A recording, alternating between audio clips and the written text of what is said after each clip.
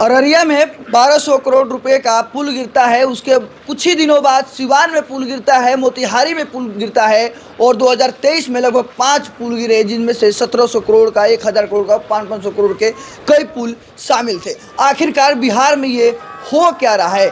जहां एक तरफ लालू प्रसाद यादव की बात किया जाए तो जंगल राज हुआ करता था, तो आज नीतीश सरकार में हर जगह भ्रष्टाचार और भ्रष्ट लोग ही दिखते हैं।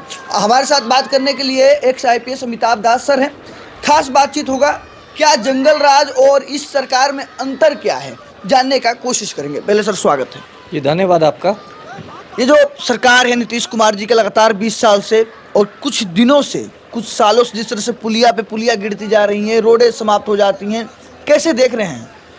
मैं तो ऐसे ही देखता हूं कि अब तक बिहार का मुख्यमंत्री ही पलटी मारता था, अब बिहार के पुल भी पलटी मारने लगे हैं। बिहार के जो पुलिया हैं, उन्होंने लगता है मुख्यमंत्री से प्रेरणा ग्रहण कर ली है ना।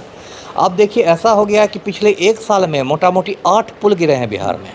और हद तो तब हो गई जब पिछले हफ्ता 3 दिन में लगातार 3 पुल गिरे। पहला पुल गिरा अररिया जिले में, है ना। उस पुल के बाद एक दूसरा पुल गिरा यहाँ सिवान में, जो दरौंदा और महाराजगंज प्रखंड को जोड़ रहा था, वो पुल गिर गया। तीसरा पुल आपको गिर गया पूर्वी चंपारण जिले में, घोड़ा सहन प्रखंड में वो पुल बन रहा था।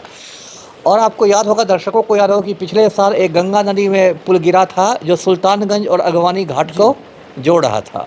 और पूरा मतलब कई खंभे जो थे वो सीधे गंगा मैया में समा गए थे। अब आप इसकी वजह पूछेंगे तो वजह तो एकमात्र वजह यह है कि मतलब जो भ्रष्टाचार है वो चरम सीमा पे है। चरम से भी क्या लगता है कि जो नीतीश कुमार की सरकार है जी, ये भ्रष्टाचार की चरम सीमा पे भी चल रही है? चरम सीमा पर देखिए, बिहार के इतिहास का सबसे बड़ा घोटाला जो हुआ है, सृजन घोटाला 2500 करोड़ रुपए का हुआ है। चारा घोटाला 900 करोड़ का था, सृजन घोटाला 2500 करोड़ का है। ये पलटू राम के कार्यकाल में ही हुआ। और बिहार में जैसे भ्रष्टाचार की बात है तो वो चरम पर है। अब जितने ये पुल बन रहे हैं, इसमें मतलब थोड़ा सा एक हिस्सा सीमेंट मिलता है तो 9 हिस्सा बालू मिलाया जाता है ना। इसमें कायदा ये होना चाहिए कि कोई भी इस तरह का पुल यदि गिरता है तो उसकी कंपनी, जो संबंधित कंपनी है, उसको काली सूची में डाला जाए, ब्लैक लिस्ट किया जाए। मतलब ये तो आप नहीं पुल बनाइएगा, भविष्य में भी आपसे कोई पुल काम नहीं बनाया जाएगा। तो इसमें जो क्या नेता भ्रष्ट है, अधिकारी भ्रष्ट है, पदाधिकारी भ्रष्ट है, ठेकेदार भ्रष्ट है, भ्रष्टाचार है कौन? सब भ्रष्ट हैं और उनका एक गठजोड़ है। देखिए, ये जो भ्रष्टाचार होता है ना, एक तंत्र है, उसमें आपको देखिए भ्रष्ट अधिकारी शामिल हैं, भ्रष्ट नेता शामिल हैं, भ्रष्ट इंजीनियर शामिल हैं, भ्रष्ट ठेकेदार शामिल हैं, कंपनी वाले शामिल हैं। मतलब एक पूरा आप कह सकते हैं एक नापाक गठजोड़ है। और उसके बाद जो लूट होती है उसे बंदर बांट होता है। कहते हैं ना, कद्दू कटेगा तो सब में बटेगा। तो मान लीजिए 1700 करोड़ में लूट हुई, मान लीजिए 1000 करोड़ की लूट हुई, तो उसमें सब मंत्री से लेकर संतरी तक सबका उसमें समझिए हिस्सा बना रहता है। सबको अपनी अपनी औकात के मुताबिक, अपने अपनी हैसियत के मुताबिक सबको मिलता है। और इस पाप में सब लोग शामिल हैं। सब लोग शामिल है। एक लालू प्रसाद यादव के कार्यकाल में जंगल राज कहा जाता था, और इस कार्यकाल में जिस तरह से पुलिया गिर रहा है, क्या सोच रहे हैं? दोनों में अंतर क्या है? अंतर यह है कि लालू के समय में जंगल राज था और पलटू राम के समय महाजंगल राज। महाजंगल राज। महाजंगल राज, ये मैं तस्वीर दर्शकों को दिखाना चाहूँगा। ये बिहार के मुख्यमंत्री पलटू राम हैं और ये माफिया डॉन अनंत सिंह है। और माफिया डॉन बता रहे हैं? हाँ, अभी जेल में है। हाँ। और माफिया डॉन अनंत सिंह है और पलटू राम बिल्कुल चपरासी की मुद्रा में हाथ पैर जोड़ के माफिया डॉन के सामने खड़े हैं। और पलटू राम की वजह से अनंत सिंह ने बेउर जेल को बिल्कुल मजाक बना के रख दिया है। उसको बेउर जेल में आपको मोबाइल की सुविधा मिली हुई है। बिहार के जेल IG की औकात नहीं है उसका मोबाइल छीनने की, और मोबाइल से ही वो पूरे गिरोह का संचालन करता है। मैं बार बार कहता हूं कि भाई अनंत सिंह को दिल्ली के तिहाड़ जेल भेजा जाए। जब शहाबुद्दीन को भेजा गया था तो अनंत सिंह को क्यों नहीं भेजा जाता है? लेकिन बिहार के जो IAS IPS लोग हैं, ये लोग तो क्या मैं कहूँ, मर्दाना कमजोरी के शिकार हैं। इनकी औकात ही नहीं है अनंत सिंह को टच करने की। और यही पलटू राम ने पिछले साल, आपको याद होगा, आनंद मोहन को जेल से रिहा कर दिया था। एक सज़ा याफ्ता खूनी था आनंद मोहन, उसने गोपालगंज के DM का कृष्णैया साहब का खून किया था।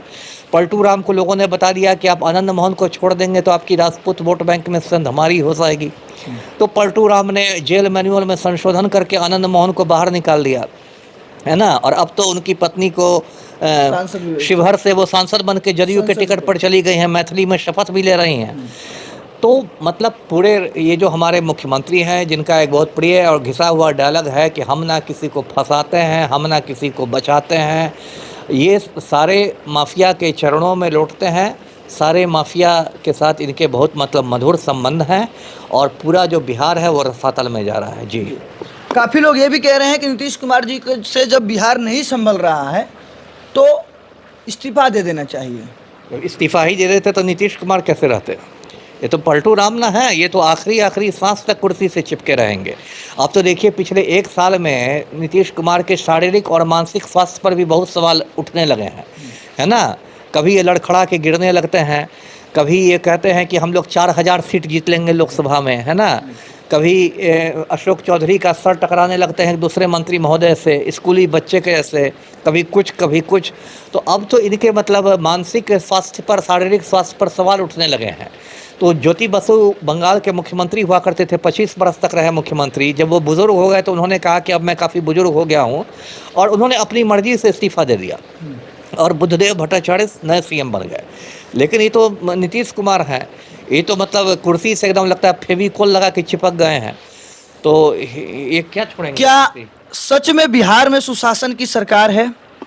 नहीं, सुशासन की सरकार क्या रहेगी, यहाँ माफिया की सरकार है। मैंने आपको दिखाया किस तरह पलटू राम माफिया के बने हुए हैं, मतलब आज्ञाकारी आदेशपाल बने हुए हैं। बिहार में संक्षेप में दर्शक लोग यही समझें कि माफिया की सरकार है और आम आदमी पर सर्जिकल स्ट्राइक किया जा रहा है। जी, देखिए, अभी हमारे साथ एक्स IPS अमिताभ दास सर थे, जिन्होंने साफ तौर पर कह दिया जो पुलिया गिर रहा है, जिस तरह से भ्रष्टाचार हो रहा है, इसमें सिर्फ नेता ही नहीं बल्कि कई अधिकारी भी शामिल होते हैं और तरबूज कटता है और सब में बढ़ता है। वैसे अगर आप बिहार के हैं तो आपकी क्या राय है, और वीडियो को ज़्यादा से ज़्यादा शेयर कीजिए ताकि लोगों तक पहुंच सके, माननीय मुख्यमंत्री तक पहुंच सके और वो जान सके कि उनसे लोग सवाल कर रहे हैं, उनका जवाब भी आना चाहिए। वैसे आप सभी देख रहे हैं हेडलाइन वायरल, लगातार हमारे साथ बने रहिए। जय हिंद, जय बिहार।